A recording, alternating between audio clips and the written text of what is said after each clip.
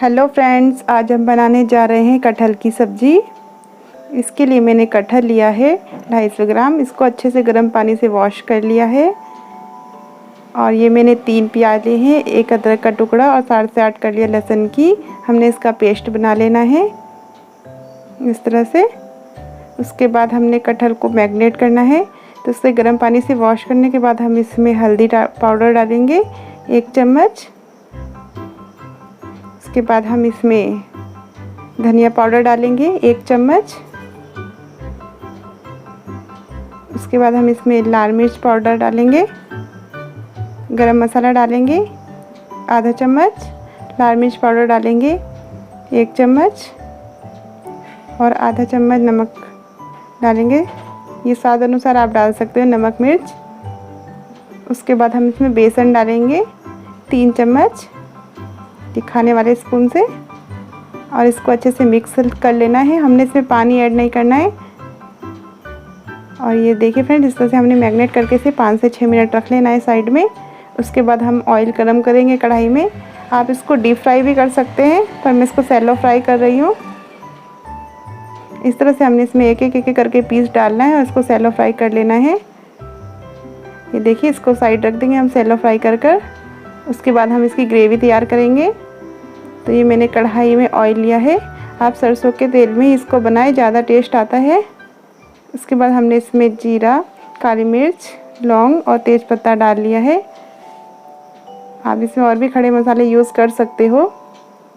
उसके बाद हम इसमें प्याज की ग्रेवी डाल देंगे और मिक्स कर लेंगे अच्छे से। और इसको हमने कुक करना है जब तक प्याज से ऑयल अलग ना हो जाए।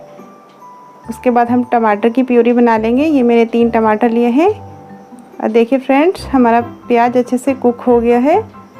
अब हम इसमें टमाटर की प्यूरी डाल देंगे और इसको अच्छे से भून लेंगे 1-2 मिनट। उसके बाद हम इसमें मसाले ऐड करेंगे। लगातार चलाते रहिए इस तरह से। उसके बाद हम इसमें नमक डालेंगे। तो ध्यान रखिए, नमक हमें इसमें कम ही ऐड करना है, नमक मिर्च, क्योंकि हमने मैरिनेट करने में भी डाला था। उसके बाद हम इसमें गरम मसाला, हल्दी पाउडर और धनिया पाउडर डालेंगे। और उसके बाद हम इसमें कलर वाली मिर्च डालेंगे 1 चम्मच और अच्छे से मिक्स कर लेंगे। और हमें इसको अच्छे से पकाना है जब तक ऑयल अलग ना हो जाए। ये देखिए, ऑयल अलग होने लगा है और अच्छी सी इसमें खुशबू आने लगी है। हमें इतना ही इसको कुक करना है। आप इस तरह से एक बार कटहल की सब्ज़ी ज़रूर बना के देखिए। बहुत ही अच्छा टेस्ट आता है और अलग सा ही फ्लेवर आता है। अब हम इसमें कटहल ऐड कर लेंगे। ये देखिए, इस तरह से सारा कटहल हमने ग्रेवी में डाल देना है। उसके बाद हमने इसको ग्रेवी के साथ अच्छे से पकाना है। अच्छे से हमें इसको 3-4 मिनट इसके साथ पकाना है। मिक्स कर लेंगे।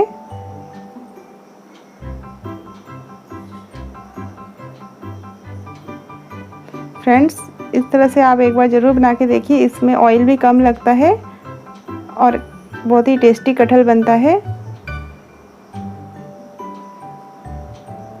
वैसे मैक्सिमम कटहल की सब्ज़ी में ज़्यादा ऑयल लगता है, पर इस तरह से आप बनाओगे तो कम ऑयल में आपकी अच्छी सब्ज़ी बन जाएगी।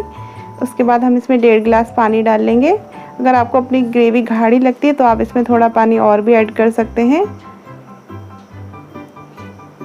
ये देखिए, इस तरह से हमने इसको मिक्स कर लेना है और इसको 10 से 15 मिनट हमें इसको पकाना है। बीच बीच में इसको मिक्स करते रहना है और 10-15 मिनट तक हम इसको पकाना है।